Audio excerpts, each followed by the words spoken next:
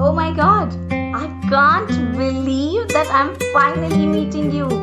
Like, you won't believe that I actually went through all your Facebook updates and your Instagram post. In fact, I was so inquisitive and dying to know more about you that I actually started talking to people so that I could actually get to know something new about you.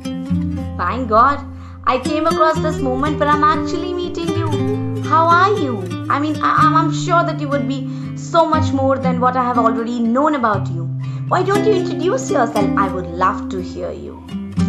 Considering the fact that a human being is a social animal, then it won't be wrong to say that meeting, greeting, and making friends is as normal as taking a breath. The point is, in the 5th day video of my 45 days video series, I want to talk about how to introduce yourself.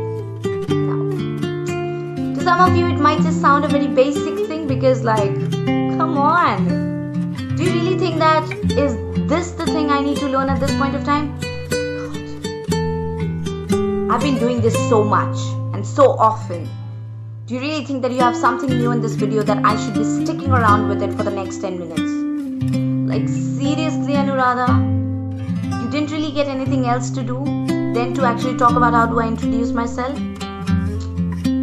I know, those emotions will come, and I absolutely understand them as well. So just in case you're one among those, then you can pause the video over here, take 5 minutes, stand in front of the mirror and introduce yourself to the best person in the world, that is you yourself.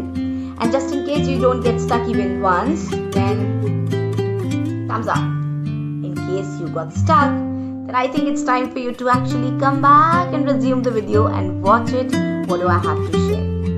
So, expecting that you have actually tried the challenge, paused the video, failed, I am like so sorry, but maybe you have failed, and now you're back, you've resumed the video and you're now back on the video to listen at what exactly do I have to share. So, welcome to the 5th day of my 45 days series, where I would be telling you how exactly you can introduce yourself to a person or to someone when you're meeting someone in a public arena. Let's begin. Now basically, according to me, your introduction is all about keeping some pointers into mind, and I have a how to introduce yourself checklist which I would be sharing with you.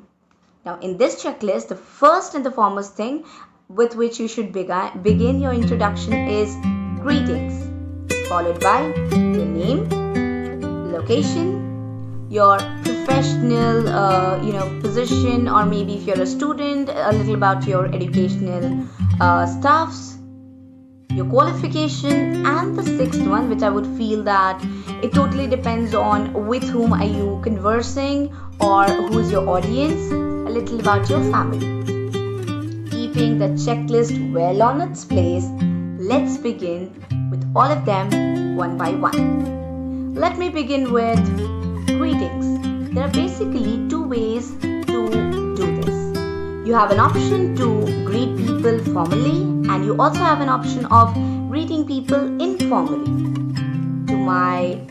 If you have to ask my view, I would always suggest that it's a great idea to be formal, whether you are meeting your friends or someone at work. Doesn't really matter, because just as I told you in the previous video which I uploaded yesterday, that there's actually a very thin line of difference, and when we become very much comfortable with one certain way, we often see ourselves violating that thin line of difference on our own, and that leaves us in an embarrassing situation. Okay, so again, it's up to you. I'll be sharing both of them. But if you're meeting someone formally and you wish to greet that person formally, it's a great idea by beginning with something like good morning, good afternoon, good evening, or good day. It totally depends on the time at which you are meeting that person. Wherein if it is an informal setup with your best of the friends where you don't really need to be so formal, you have options like hey, hi, hola, what's up, yo man, yo bro, like whatever works for you. So make a choice of your greeting way or your way of greeting according to your audience and also your time. Coming down to the second part, telling your name. Now, I still remember that my school teachers used to always teach us that what would you say if somebody will ask you your name? Then I always used to be like this Rattu Tota, saying that, hello everyone, my name is Anuradha. Over here, I believe in giving alternatives, and it's always a great idea to change your normal and traditional words and say something new. So instead of saying my name is Anuradha or whatever your name is, like my name is dash dash dash dash dash, try saying I am and then your name. Or in case if you're meeting someone, if you're like addressing a bigger gathering, it's again a great idea to just begin your name with this is and then your name. Totally depends on the size of your audience. Face-to-face audience, perfect to say I am and then your name. Or when you're meeting someone in a larger gathering or at a bigger platform, go on and say that this is and then your name. Works very well. Coming down to the third part that talks about your location. In other words, just to make it a little simpler for you to understand and a little more convenient for me to explain, your location basically talks about two things. Number one being the place where you were born, and number two being the place where you grew up or where you are actually living. So it's always a great idea to actually give the information of both in the same sentence, because why to exaggerate it or why to continue? So you can simply say that, hi, I was born in dash and I grew up in dash, depending on your choice. Now, in my case, the response would be, hello, I was born in Kolkata, but I was brought up in so many different states, considering the fact that my father had a transferable job. In case you're someone who has been into the same place ever since your birth, which is quite obvious in case your family comes from a big business background, instead of saying that I live in that particular place, it's a great idea to say that I am from and then the name of the place. Works really impressively to someone who's listening to you. Then comes the next part where you are supposed to tell a little about your job profile, and also if you're a student, then how exactly would you be addressing that. Now, taking into account that you are working somewhere, you might find a lot of people saying that I work in whatever name of the company it is, right?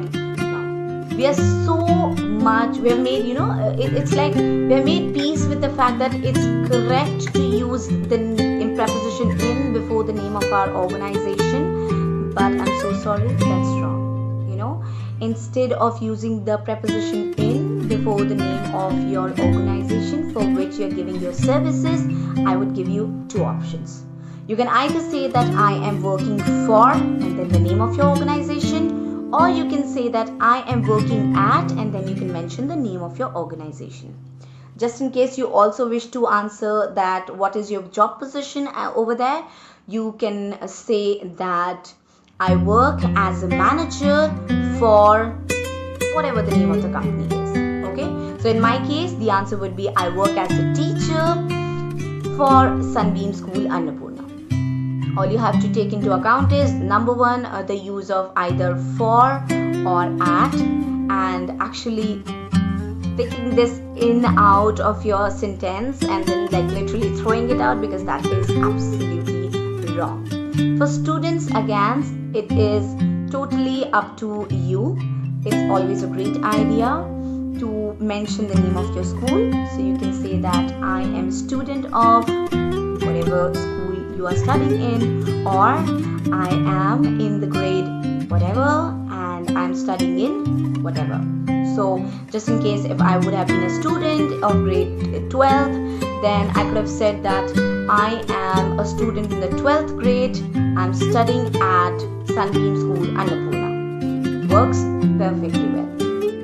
Now, since you're done with all of these things, I would be taking you to the fifth tip where you have to talk about your qualification. This is more applicable in case you are giving your formal introduction, especially sitting for an interview or something like that, So there are just a few things you need to keep into your mind, wherein the number one thing is always mention your highest qualification on top, because when you are mentioning your highest qualification, it becomes quite easy for the other person to understand that you have obviously done the other thing. So since my highest qualification is I am a postgraduate in linguistics, and if I am introducing myself to someone, so I'll directly say that I am a postgraduate in linguistics. In case you wish to make it sound a little cooler, you can also say that I am a post-grad in linguistics. But then just I'm reminding you one more time, try to be more inclined towards the formal practices, because that actually keeps your habit and choice of words into account and in proper control. Moving on to the next portion, where it is absolutely optional for you whether you wish to mention this to your audience or not. It totally depends on your comfort and your equation with the other person. Now, just in case you are very comfortable with the person with whom you are conversing, it's always a great idea to tell or share a little about your family. I remember while I was growing up, I remember using sentences like, there are 5 members in my family. We are a family of, I have 3 sisters, or maybe 2 brothers, or maybe this and that and all of that. Now, it doesn't really work in today's scenario. I mean, come on, this is 2020 and we are talking about a little different English, wherein we are opening our doors and opening our learning horizons for options and alternatives. So instead of saying that I have 3 members in my family or 5 members in my family, I have 2 brothers and 3 sisters and blah blah blah blah blah, make it simple and simply say that we are a family of whatever the number of members are there in your family. Like, just in case in my case, if I wish to say that we are a family of 6 members, I can just make it simple and say that we are a family of 6. Now, that was it from my side in this video, where I taught you about all of these small intricacies which you might love to take into account while introducing yourself to someone. With really high hopes that you must have definitely got to learn something new, and this video would have also helped you to come out of some of your wrong practices. I would be now ending the video and leaving you all with the word of the day. The word of the day is blissful. It means a state where you are extremely happy. Now, most of the times when you must be asking someone about the emotion, when the person is like literally on cloud 9, you might find this person saying that I am very happy. In case you are also in the same category, consider using the word blissful to show your same emotion. That was it for today.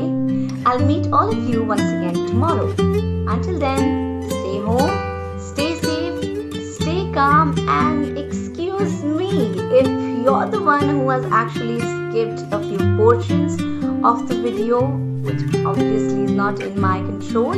Then the challenge still remains the same. You can actually jumpstart and finish it within a few seconds. The challenge remains the same. Pause it or stop it, stand in front of the mirror and actually introduce yourself, because the easiest of the things are actually the most complex to deal with. Best example of it, trigonometry. The questions of trigonometry look very like scary, but apparently when you sit down, after understanding them, they become the easiest as well. I hope you don't do it that way and you have actually watched the video and got to learn something new from here. I'll see you once again tomorrow. Until then, bye bye.